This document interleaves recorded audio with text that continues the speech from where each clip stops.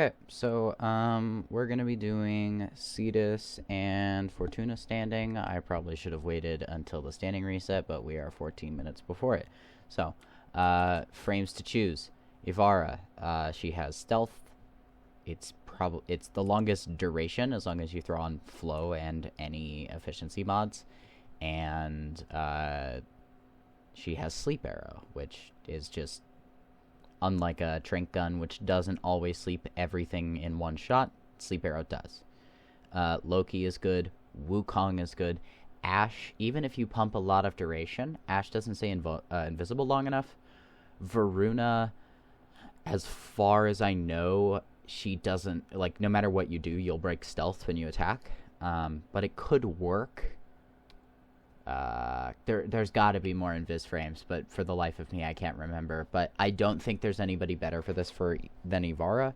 Unfortunately, that means you're either going to need to grab her in circuit right now because she's there, or play spy missions and suffer, or pick up the prime set.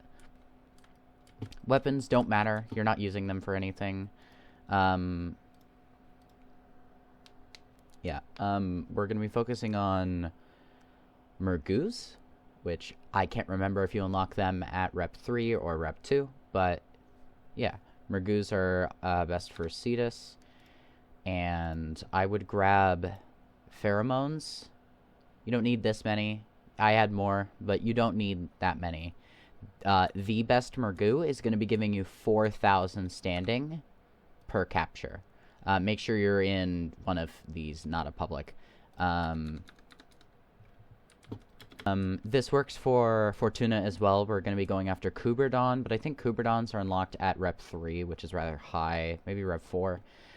So I would recommend checking the wiki to see what your best standing per thing is. I'm going to wait a little bit so I get the second pulse of this right here.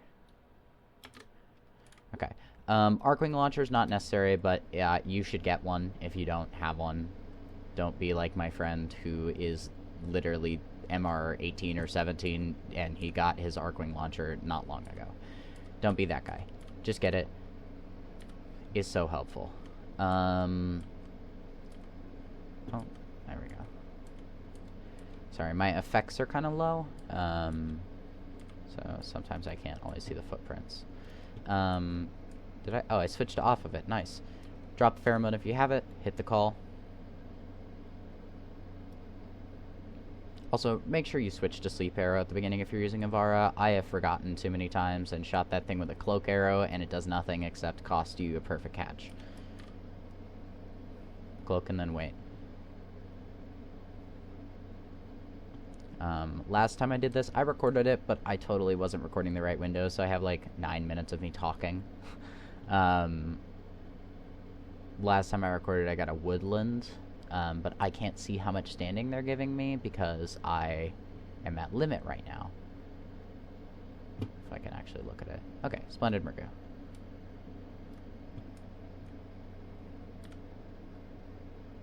Boom. 6 tags. That will be 4,000 standing, although it's showing me none right now because I'm at cap.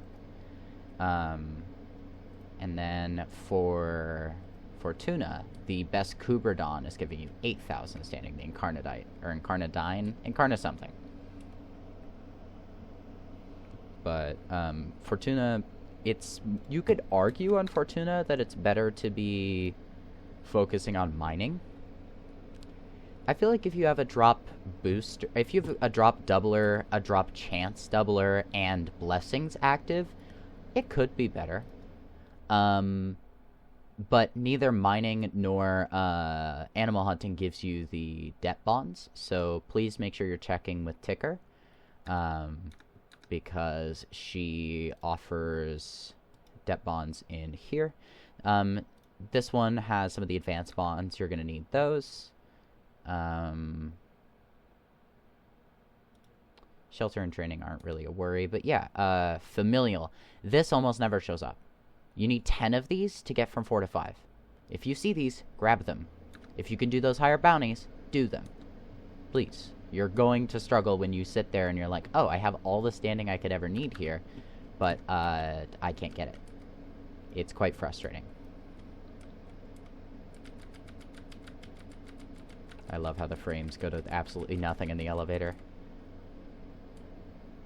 Okay, so once again, cycle to sleep, nourish. I run nourish. It's unnecessary. Nourish is a part of another build I'm doing. You don't need it for this at all.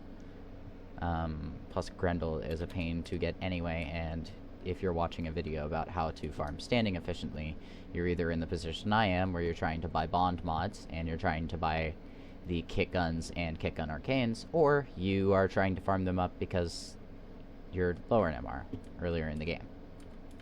But, Cooperton, where are you?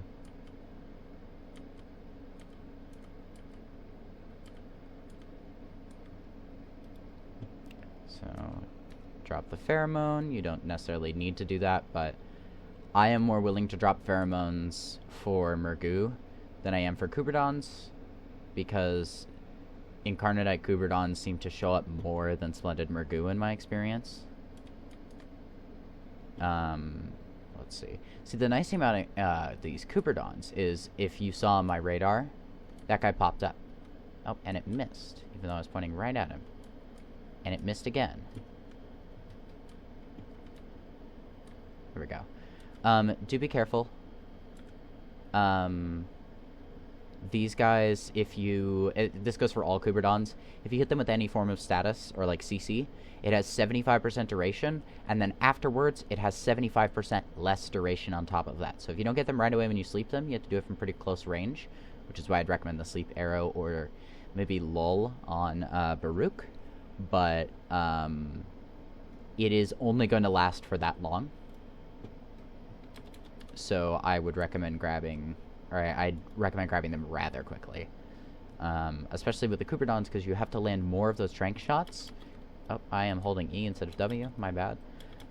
It can be a little bit more difficult. Deimos, it is unnecessary to do this. You can. If you need sun tags, you can do that. You should try and get Panzer Vulpaphyla. You should try and get... I mean... You should try and get all Vulpaphylas and the Predacytes, but they're...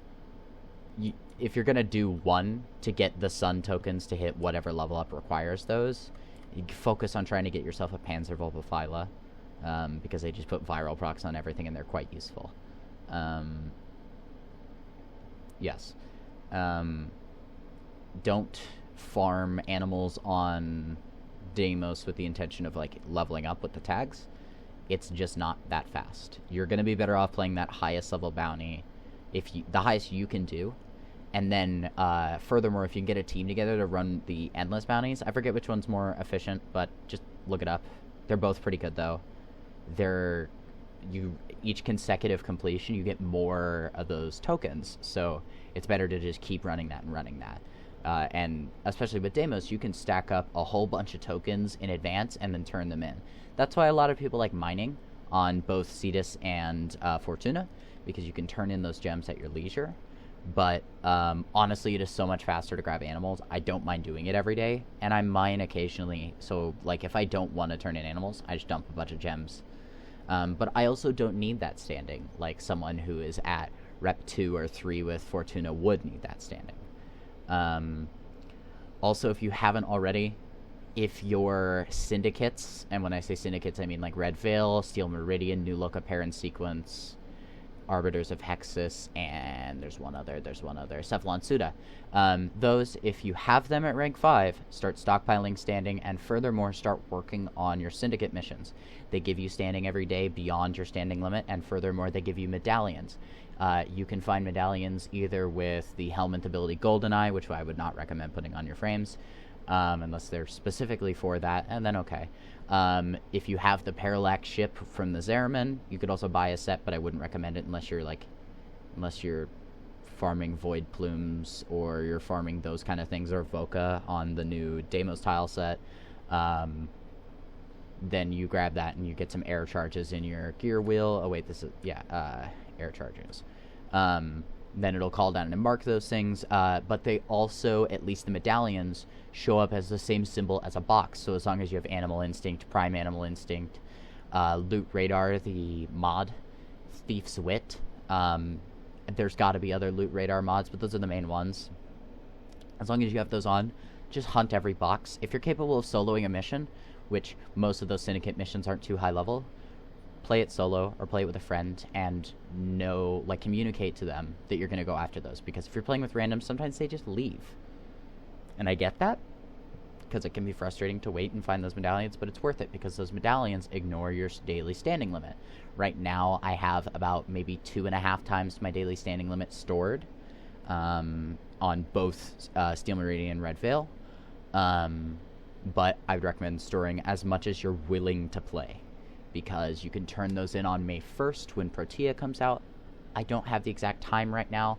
They're probably going to tell us the exact time when the dev stream comes out, so either I just recommend paying attention to that, or potentially watching another YouTuber. Gaz TTV will probably drop a video the moment that dev stream is over, or even the moment the important information comes out.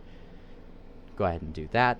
But you can open those relic packs. You can then obviously rad those relics, run rad shares, and try and get yourself a Protea set and profit while people are buying at really high values, which for the life of me, I don't understand why people do it, because they're paying so much platinum to get a set, and then they're paying platinum probably to skip it. Why wouldn't you just buy the Prime Access, get yourself some platinum, get the frame? It is more money spent, but I don't get it. But, you know, they let me make platinum when that happens, so thank you, day one buyers. Yeah.